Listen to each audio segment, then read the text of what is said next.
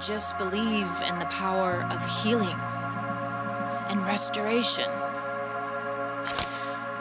And I know that if we can just come together and speak about the hard things, we can finally begin to heal. So, this is where we heal.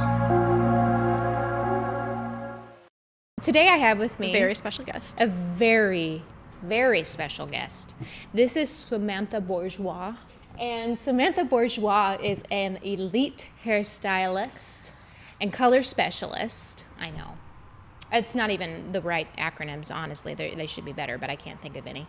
And you know what, funny enough, that's how we met, isn't it?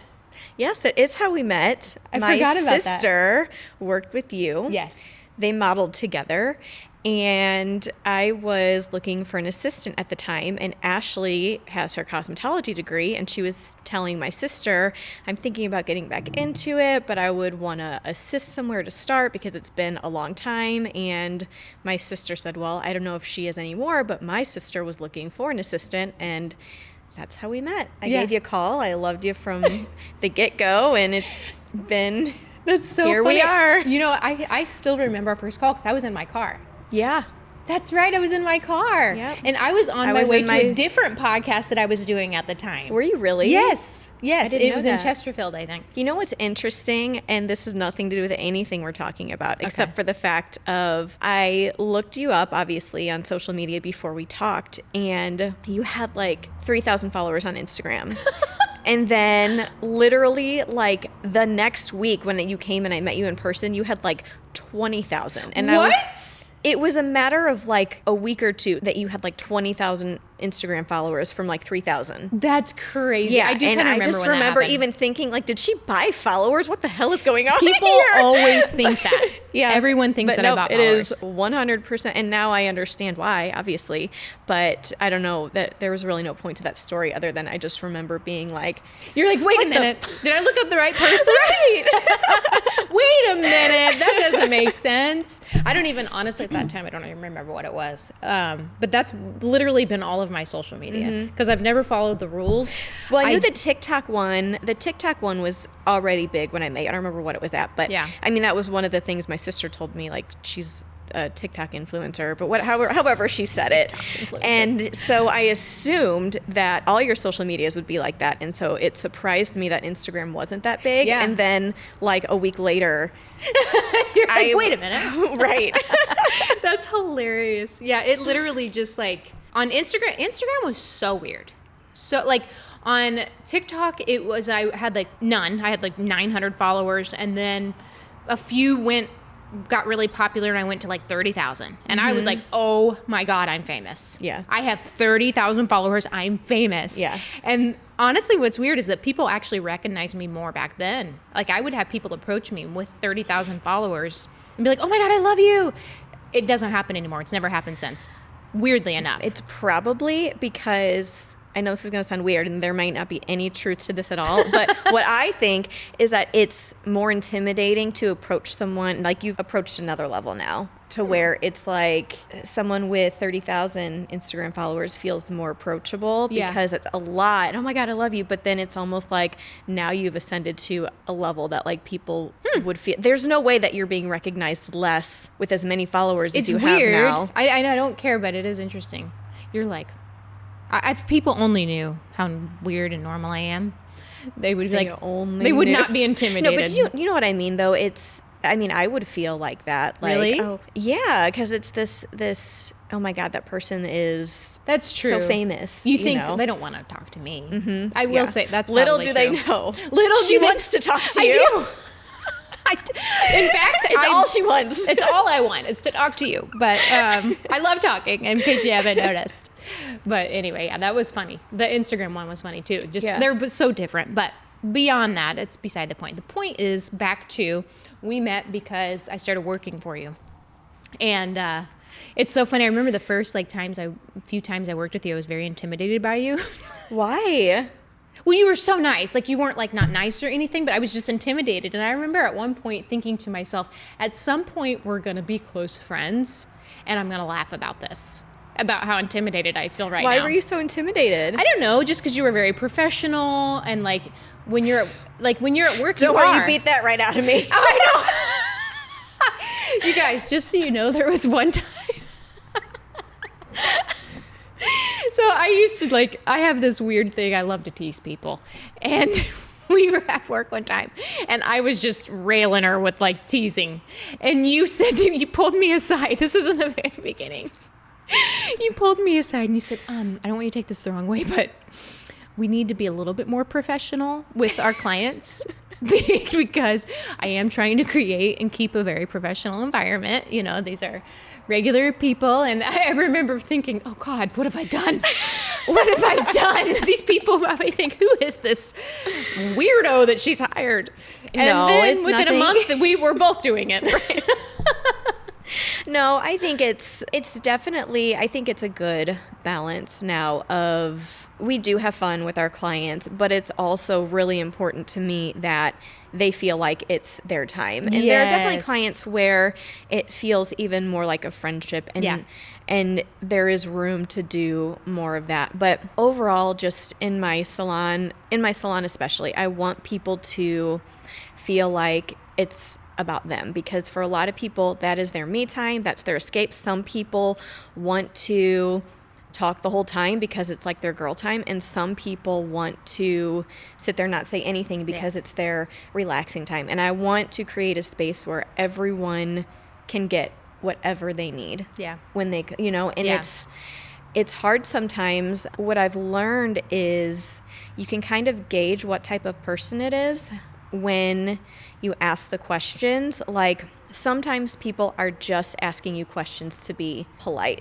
but they don't really want to know. Right. And, when interacting with someone in a client setting, it's really important to know when that's happening. So kind of a rule of thumb that I go by is people ask me a question, I'll give them a short and sweet answer, and then I'll ask them a question, and then they'll either do one of two things. They'll talk about one of three things. They'll talk about themselves the whole rest of the time. Then okay, this is time to make this about them. Yeah. And I don't even mean this in a bad way. That's what I want. I want this experience to be whatever they want it to be. Or they'll answer, and then they'll start firing questions again because they want to know all about your life. Yeah. Or they'll give you a short answer, and then they'll kind of stay quiet. Yeah. And so it's really important to me and anyone that works with me that we are trying our best to honor whatever the client needs. Yeah, that's good. We probably should have had that conversation a year ago. Well, I feel like we have. Well, you're right. You're right. We probably have. But now I'm thinking of all the times that I probably didn't use that method. I just came in like a bull in a china shop. Well, and back to what you were saying earlier, which I don't even know if this is probably going to be a different episode, but you were talking to your guest earlier and saying that whenever someone gives you criticism that you reflect on it. And so it's hard because you're my friend and I love you, and I don't ever want to hurt your feelings or make you feel bad. Right. Or when we're talking, I love you and your personality, and I just want to banter all day long back and forth. Right. You're but I enjoy it. And it's not, and we're sitting here talking this is something that happens all the time. This isn't something that's it's just a big just problem. For context. This isn't a big problem. We're having this major issue. We're working it on online. The few times where I have had to, or I've brought up hey, maybe we should rein it in a little Rein bit. it in a hair. You receive it really well. And that's a really hard thing to say to someone, or conversation to have with someone, because I also don't want it to feel like you're saying I don't like you're the way too you're much, acting. you don't be you, because that's not it at all. And luckily I've never taken it that way. Yeah. Well, maybe good. the first time because I didn't know you that well Yeah. yet, where I was like, Yeah. oh God, Yeah. she hates me. Well, and actually this is, again, completely unrelated, but there was something that you said earlier on your earlier episode that I really I just wanted to jump up and sit on the couch and address. But you mentioned something about how when you said, how do I know that I'm not the narcissist because I'm feeling sorry for myself. how do I know that I'm not the victim? Or how do I know that I'm the victim, whether I'm the victim or I'm the narcissist, if a narcissist always feels like they're the victim? Okay, and so then there was something about criticism, about receiving criticism. Yeah. Okay.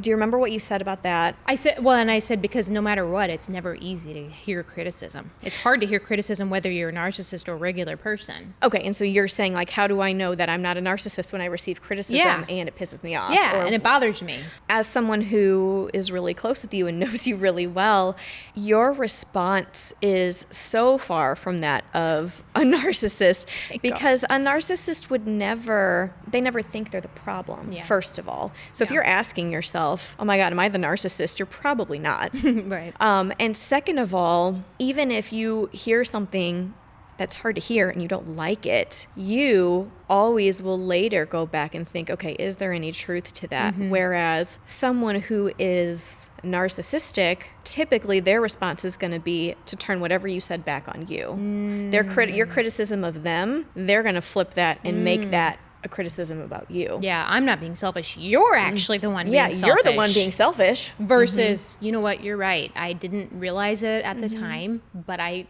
was being selfish, or at least I could see how I appeared like I was being selfish, and I'm sorry.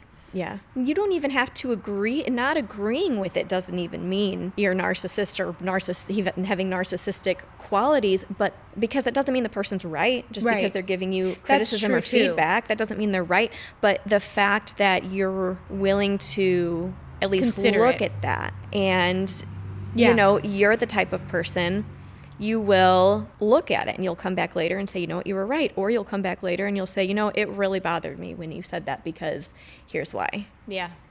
And someone who is we've manipulating it. Yeah, we've had both of those We've had situations both with of both those. of us. Yeah. Yeah, there have been times where I thought about something that we were, disagreeing on, and I thought, oh shit, yeah, you know what?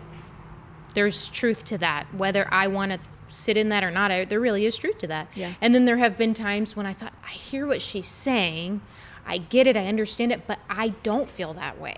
I don't feel like this is what it was. Yeah. And that's harder for me to like sit with, because then I don't know how to approach it, because there's still a part of me going, but what if I'm wrong?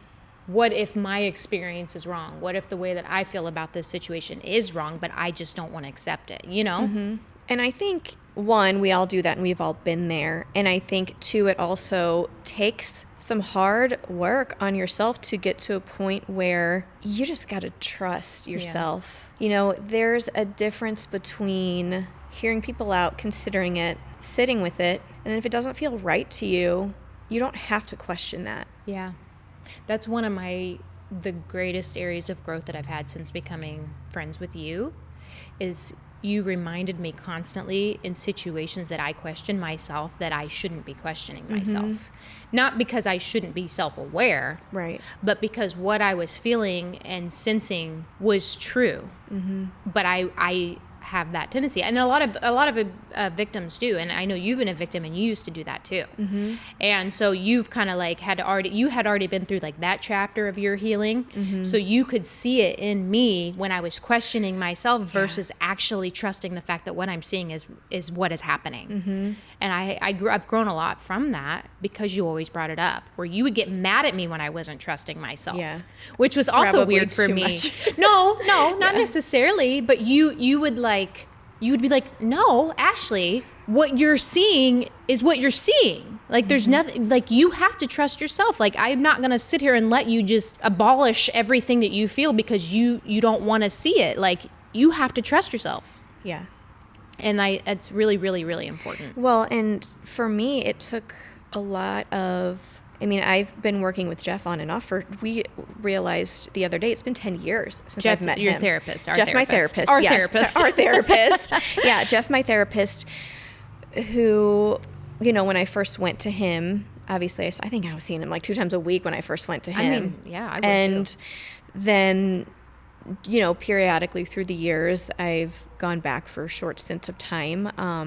And he has really, really changed my life. And, I was at the point where you're describing now, where it's like taking responsibility for my feelings, my actions, my emotions, their feelings, their actions, their emotions, taking responsibility for every single thing in the situation.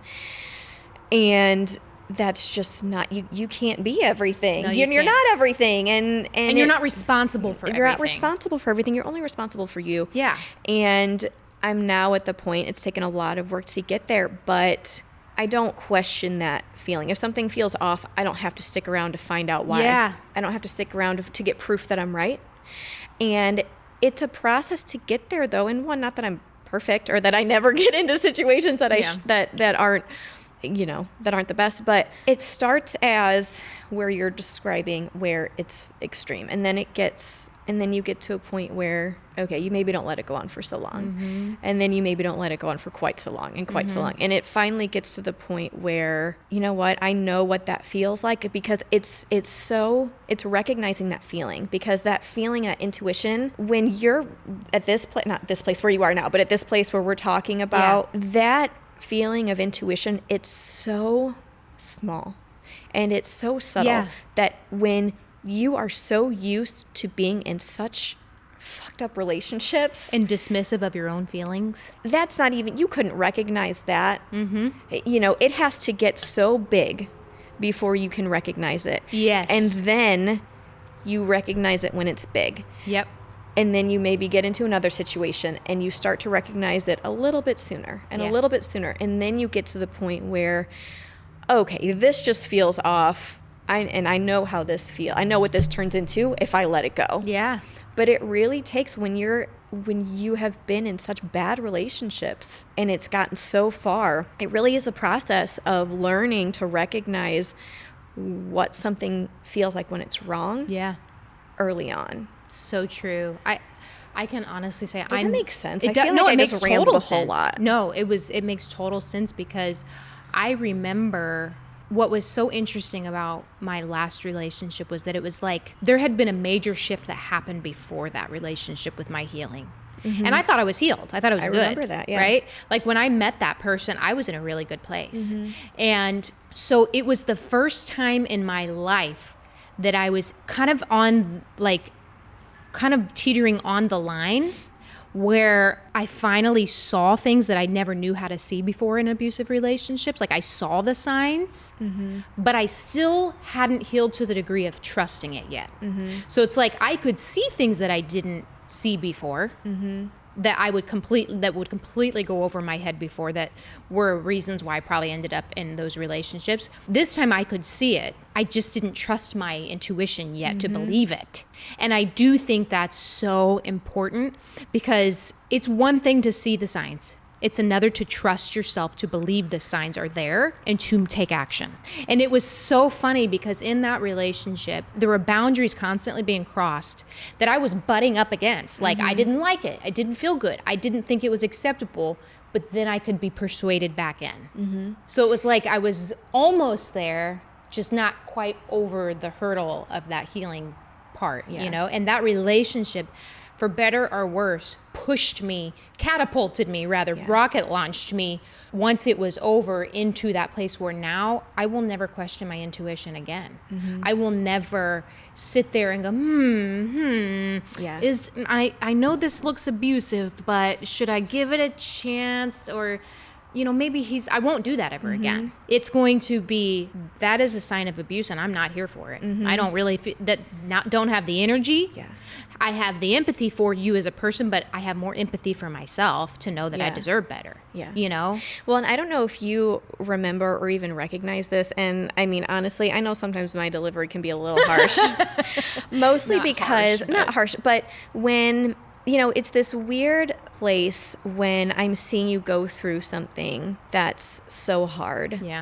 And not wanting you to have to go through that, just wanting to just like scoop you up and take you out of it and not let you go through it. Because you saw everything very clearly from the very beginning.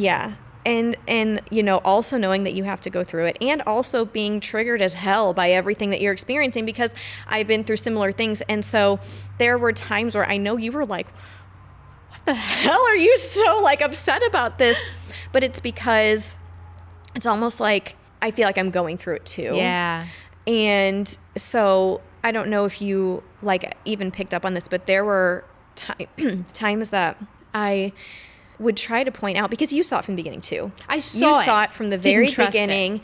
And there were things that you mentioned from the very beginning that you were right on that were not right. And they were like small things, and you would like mention it, and I'd be like, no, you're totally right. And this is what that leads to. And then when, you would get back in the relationship and then something would feel off again, I would always try to point out, Ashley, remember you felt that way from the very beginning. Yes, you did. Multiple times. I always tried to like remind you that it was you, like you can trust yourself. Yeah. Because you did see the signs from the beginning. And it's just a part of the process, like one, recognizing the signs, then recognizing the signs and paying attention to them.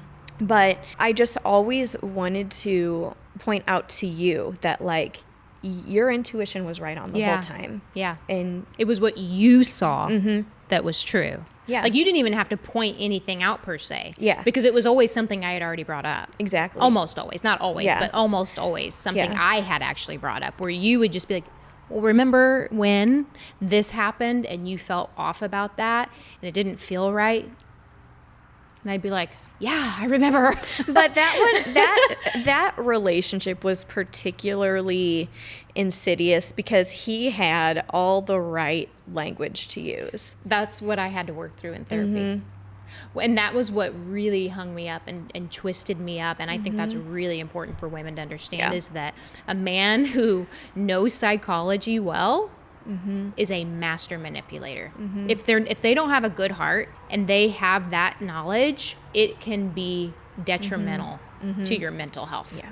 And there was one thing that I want to just share, and it's so crazy. Of course you brought this up because I was thinking about it on the way here. About when you said, I saw the signs, but I stayed. And I was thinking about my most abusive relationship on the way here because that's what your podcast is about. I don't know. It just had me thinking about things. And I was thinking about if I talked about it and shared about it, because we are gonna have another episode where we go into who knows what we're gonna go into. But I was thinking about what I would say about it. And the one thing that I thought was, I can't get on there and say that I didn't see the signs. I saw the signs from the jump. And I knew it was bad the whole time. So why did I stay for so long? Right. I was actually having these, on my way here, it would be a lie to say, oh, I didn't see the signs. I saw every single one. I just kept going back. I just didn't leave. And I'm glad that we're talking about it now, because maybe in a few weeks I'll have a little more insight, but I have some insight on that, but finish your thought if you will.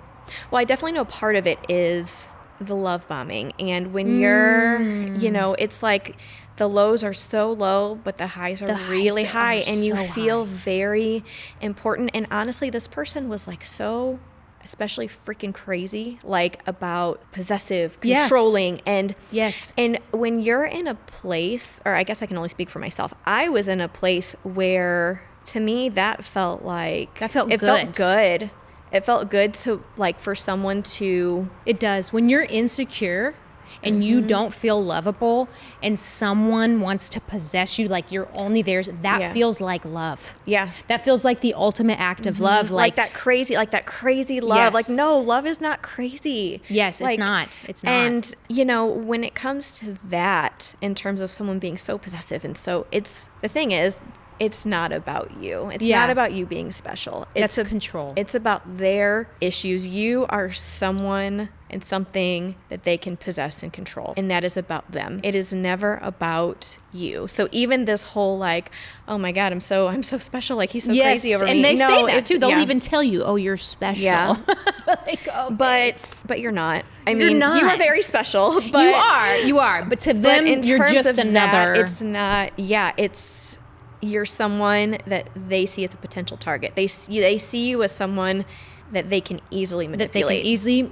And the easier to manipulate and control you are, the more they want you in their life, which is so messed up. And then the less they can control you and manipulate you, the less they start showing up in your life. They will, to the point where at some point they'll disappear entirely. They will, after it gets worse. Yeah. Because once they start to lose control, they dial it up and they get crazier and things get worse. And you're like, oh my God, this is never going to end. And that's when people give in because they're like, well, I'm stuck. Yeah. Who knows what's going to happen? Who knows what they're going to do? You know, are they going to hurt me? And they might. Yeah. But it will eventually, once they really realize that their control is gone, they will move on to another thing, but not before it gets worse. And you have to know going into it, you have to be prepared for that. You have to be prepared in all of the ways for things to get worse and what you're going to do and expect it. Because if you're not, you're going to go back. Yeah, you will. Yeah, for a multitude of reasons. And I want to go back to what you said about when you actually were admitting to yourself, like, no, I actually did see the signs, but I still stayed. And I think every single victim in an abusive relationship can say that at some point that was them. Yeah. I saw the signs. I knew what the signs were, and I still stayed. And I realized for me, and I talked about this when I was on Brad Lee's podcast, I realized for me, it had become a pattern for me of staying, not choosing abusive relationships, because I don't think anyone's like, I just really want an abusive relationship. So where's the most abusive guy in the room? Right. That's the one I want. I don't think we do that. What I think is we have this pattern of beliefs that we recycle. And so when you have been in an abusive relationship, and that's kind of like the foundation of what you believe relationships are, the next one, if it's not as extreme, seems more acceptable. So you'll see signs and you'll think, but they're not as bad as so-and-so. So maybe it's not that big of a deal. Or you have become so accustomed to believing that that's what you deserve. Like your own insecurities and insufficiencies make you feel like, well, I deserve it. Or I don't deserve, or rather even just, I don't deserve better. This is normal. And so I'm just going to accept it because if I hadn't done these things, they would have never acted that way. And every person I've been with has been abusive in these ways, so it must be me. Yeah, you start to learn things. You start normalizing things that aren't normal. You start normalizing even when things you that aren't recognize normal. them. And when you're in it, you start to recognize, okay, well, if I do this, they have this reaction, so I just won't do that. Yeah. You start to almost conform to their triggers. Yes. Which you're trying to keep the peace, knowing to the point where you lose yourself entirely. Yeah, you're like, well, he reacted that way when I did this, so I'll stop doing that. And then there's it's something about something else. And yeah, until you're just this shell of a human zombie. being. Yeah. And it still doesn't change anything because it's about them and it's who they are. And you can't walk around on eggshells trying to avoid someone's triggers. I mean, that person's got to do the work on themselves. They have to do the work. The thing about relationships like that is that takes, if a person is like that and they really want to change, that takes a lot of working on themselves. It does. And you have to be willing to let them go. Like, you have to be willing to walk away. It doesn't matter what their intentions are. Yeah. If someone is not treating you well and or how you want to be treated. If someone is not showing up for you in the way that you need and want in a relationship, and even if it's, let's take freaking abuse out of it altogether. Let's just say it's two healthy people who have different needs in a relationship, who have different love languages, who have different blah, blah, blah, blah, blah, if it's not priorities. Working, it's not working. Yeah. And you don't have to make it work. Yes, you don't have to make it work. You don't have to keep beating your head against the wall You either trying. are aligned or you're not. And if people want to and you decide, okay, we're going to make this work, and you do all the things, that's great. But it's also okay to choose not to do that. It's also okay to do those things and they don't work and you decide to walk away. You don't have to keep forcing something that's not working, or shape-shifting who you are into someone else to appease another person's needs and wants that don't align with yours. Because your mental health, your emotional health, that is all so important. And you know what? It's going to turn into your physical health. If you are chronically miserable, and facts. I really think that so many of my health issues in the past were because I was so unhappy. Yes. And I was trying to make something work that wasn't working, and no one was wrong, no one was bad, but I wasn't happy. You weren't happy because you were not free to be who you truly are without your safety being compromised. And that is a huge indication that you're in the wrong relationship. Even if it's just emotionally safe, even if it's just mentally safe. It doesn't even have to be physical abuse. But the second that you start feeling like I have to be this other person to feel safe in this relationship, it's the wrong relationship. And the minute you try to manage the other person's feelings and Yes. emotions, like if you can't That's talk their with your job. partner and tell them how you feel and have them hear you, and it's like, that's not healthy, that's not satisfying, that's not, No. God, not have a fulfilling. happy single life. Like, Seriously. I would much rather have a happy single life than be in a miserable relationship where Ever again. I am just trying and trying and trying and it's not working, and the other person it's just Facts. you need to be with someone who's gonna At take minimum, responsibility for their shit, meet you, and show up for you. At minimum, somebody who can look at themselves in the mirror too. At minimum, somebody who at least wants to fulfill your needs and wants. Maybe they aren't perfect at it. Maybe they have work to do too, because no one is perfect. We all have our own things. But if they at minimum don't have the desire to fulfill your wants and needs, that's a red flag. If they at minimum don't have the desire to work on themselves and look at themselves in certain situations, that's a red flag. Like, accountability is really important in every relationship. You can't even have good communication if a person can't be accountable. And there are going to be times, even for like us, there are going to be times when we've done something wrong. And if you can't go, okay, what could I have done differently? How could I have approached this differently? Just to help with the relationship, then that's a red flag. The problem with changing who you are to appease someone else is that it will be a never-ending goal that you can never fully reach. The goalpost is always moving. It's always moving. And then what happens is you're just not you at all.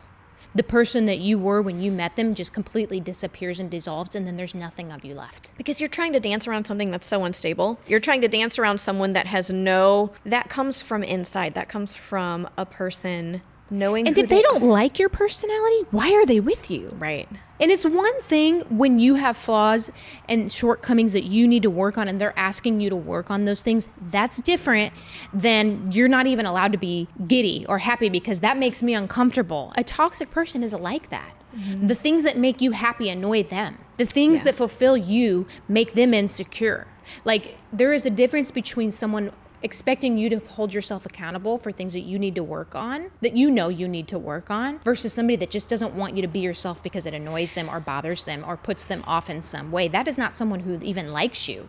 And if someone doesn't even like you, I can promise you they don't love you. Like, and I don't mean that like you can't love people that you don't like that much. I get that that happens in like family dynamics and things. But what I mean is, if someone's dating you and they don't even like your personality, how in the heck are they ever going to fall in love with you?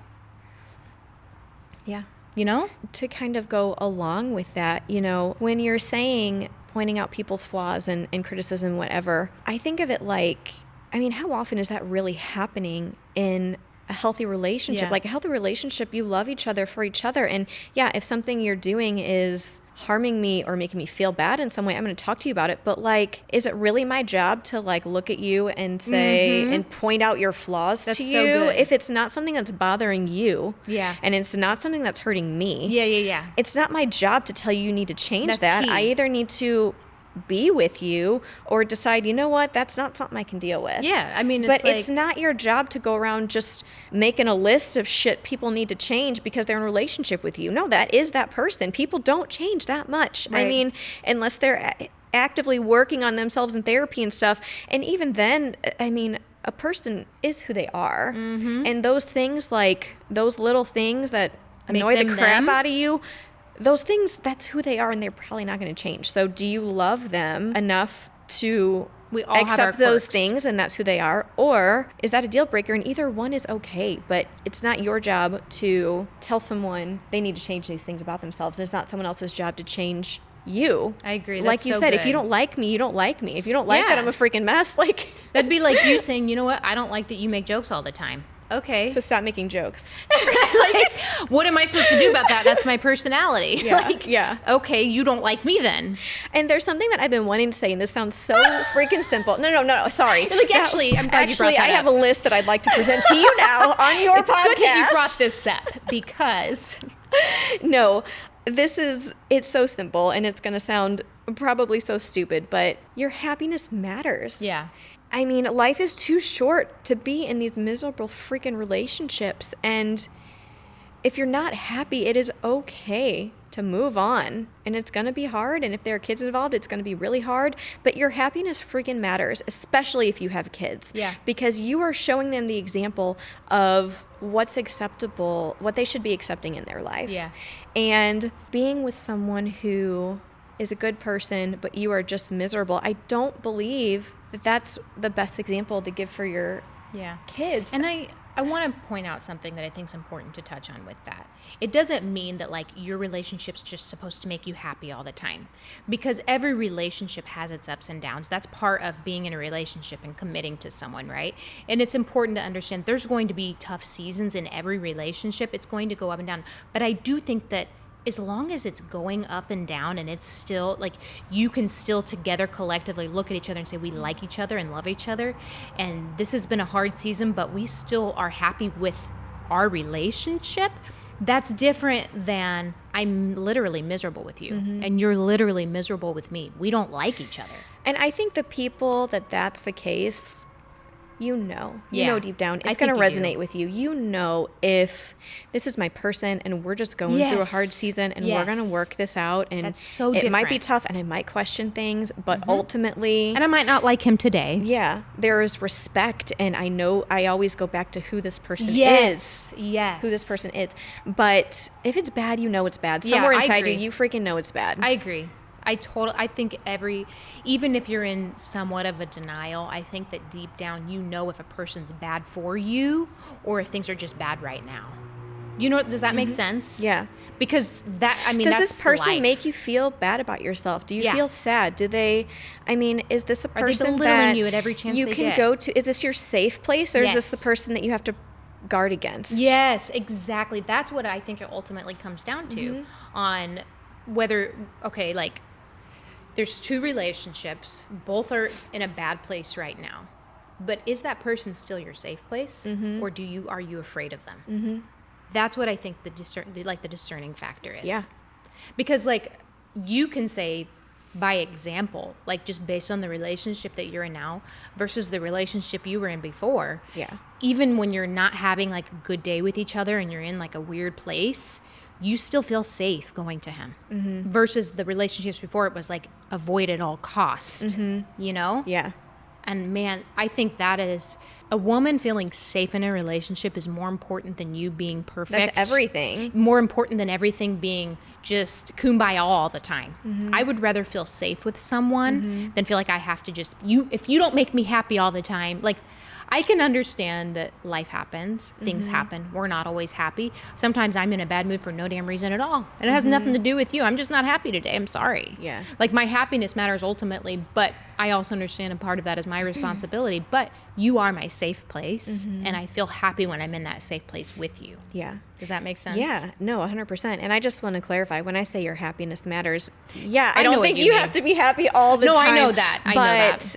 If you are chronically miserable. Yes. Sick, miserable, like, you know. You know. Yeah. And I think, like you just said, I'm realizing now, like when you were talking about the safe place, and I was talking about the safe place, like I've never truly had that before. Yeah, exactly. And like you were saying, it is really the most important thing for a woman. 100%. That is what every woman at her core needs and wants. And when you give a woman that, this is for the men who are listening, when you make a woman feel safe in your presence, and by your actions and the things that you do, not just what you say, but the things that you do on a daily basis, she feels safe with you, you will have a woman that's your peace. So for all the guys that are like, oh, I just need a woman to be my peace, she will be your peace when she feels peaceful with you. When she can literally feel safe enough to put down her guards and her defenses and go, I feel safe with this man, she will be your peace. Like, so... Well, and how do you react when she tells you something traumatic about her past? How do you react? Do you get mad? Do you dismiss it? Like we just need to be listened to and not dismissed and not written off, because things like that are really hard to share. And if you don't feel safe talking about those things with the person you're with, it feels like you're hiding a part of yourself. Or like they just don't give a crap about it. Mm-hmm. I know for me, like one of the most hurtful things that I've ever experienced in a relationship is pouring out my heart to someone and looking at them and being able to see in their eyes that they genuinely didn't give a crap. Where it was just like, I don't know what you want me to do about it. Oh, okay, sure. Or I just don't really care. That's been said to me before. I just don't really care. Those little things like that hurt a woman so much more than you could ever possibly imagine. Yeah. Yeah, that's what I look for now. Mm-hmm. As I've shifted into this season of my life and I'm no longer interested in another abusive or even seemingly close relationship, I want safety. I've never had that in a relationship. I've never had that full, I can 100% be my authentic, genuine self and feel safe with that with you. I've never had that. Yeah. And I want that more than anything else in a relationship. Yeah. More than flowers every day, more than all the silly stuff. Like, none of that stuff matters when at the core. I mean, it would be nice. It would be nice having flowers sometimes or sweet little things. Little sweet gestures are always great. But ultimately, I want that safe place where it's like when I'm at home with you, I feel like I can let down all my defenses here.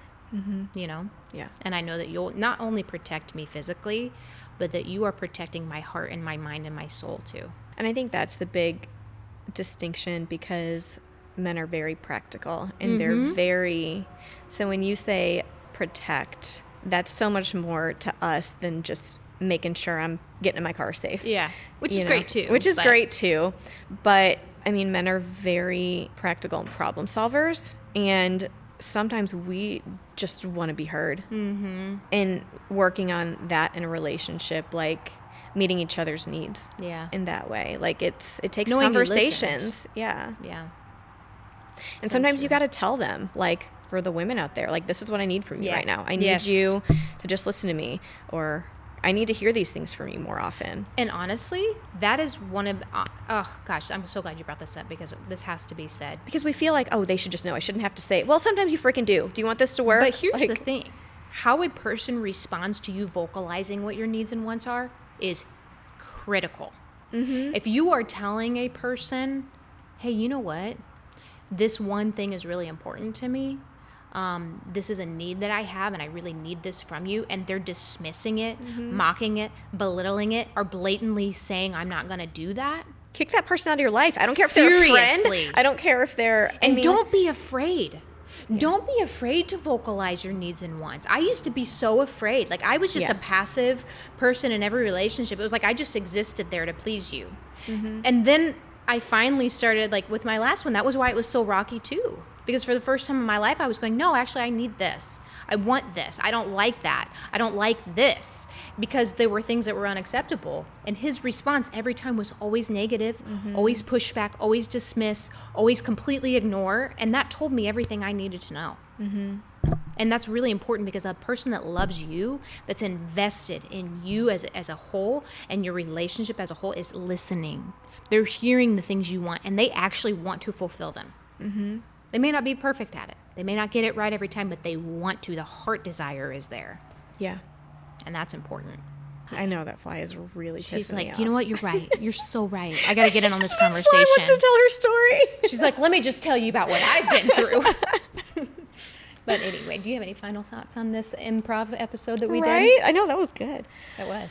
I think just a few main takeaways would be: 1, your happiness does matter. 2, do you feel safe with the person you're with? 3, are they listening to you, and are you listening to them? You know, I think it's a good, it's easy for us to sit here and say the person you're with should be doing this, and this, but you should also be doing those things. Give and take. Are you listening to them? Are you getting defensive when they're telling you, here's what I need? And I think that... Yeah. I don't know. This is a really dumb analogy. I'm just going to throw it out there. But when you think about relationship, think about the fact that this is the philosopher in me. A ship cannot get where it's going if everyone isn't doing their part to get it there. Mm-hmm. So, like, in a relationship, if you're not at a relationship.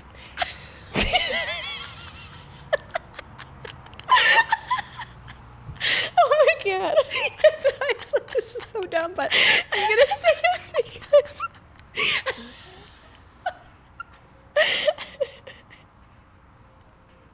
I like what you did there. The relationship.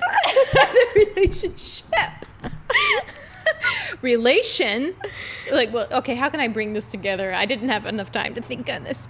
The ship doesn't get where it's going if the relations aren't what they're supposed to be. Does that work? Not exactly. I think we're all getting your point. And even if you're not, I got to at least feel like I got to do my Jordan I feel Peterson. like we should like redo our closing. No, that was good. That was good. That was so good. Oh my God, I'm so glad you said that. That was very wise. That is just, wow. We are all mind blown on that analogy. Thank you so much. Oh my God. You said a relationship. Okay, all right. Let's rein it in. Whew. Anyway, let's put an anchor in this, you know? Right. I see what you did there. Oh, do you have any final thoughts? No. Do you have any final thoughts on that? No, I think we need to stop at this point. I think it's best that we just end it here. Well, okay. Well, anyway, thank you to those who have listened to this. Hopefully you got some good truths and you know. We apologize for the terrible puns. I thought it was really good. It was good. But we appreciate you guys, and we appreciate you guys. I appreciate you guys. And yeah, this is another episode of This Is Where We Heal.